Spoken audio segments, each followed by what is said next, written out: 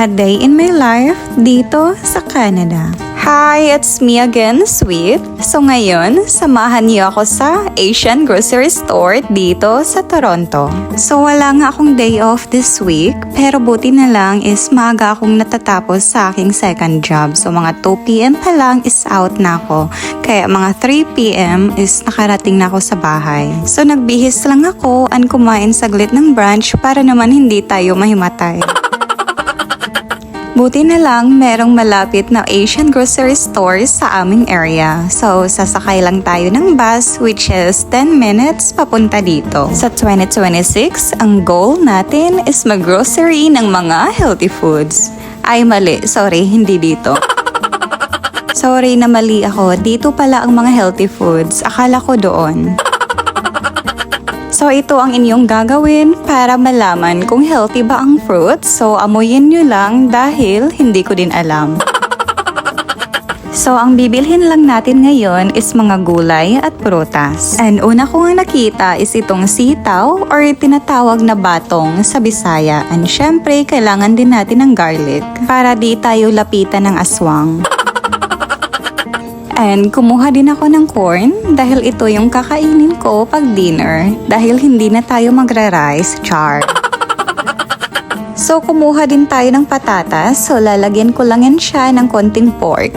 And para marami tayong options sa prutas, kumuha din ako ng saging. And meron ding durian dito, so para sa mga mahilig ng durian, guys, punta na kayo dito ASAP. So hindi ako kumuha dahil hindi ako kumakain ng durian. And dahil seryoso na talaga itong diet natin, so kumuha ako ng slimming tea pang detox. Ito ang Asian grocery store dito sa North York banda na binabalik-balikan ko talaga dahil sobrang daming options ng mga Filipino grocery. So meron ditong mga iba't ibang klase na mga paborito nating dilata and lalong-lalo na ang ating mga Filipino favorite snacks.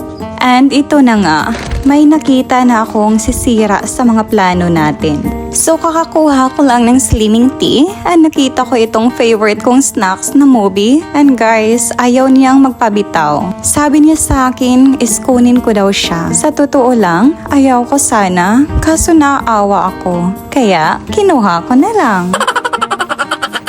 Dito ko talaga makikita ang mga snacks na sisira sa mga plano ko.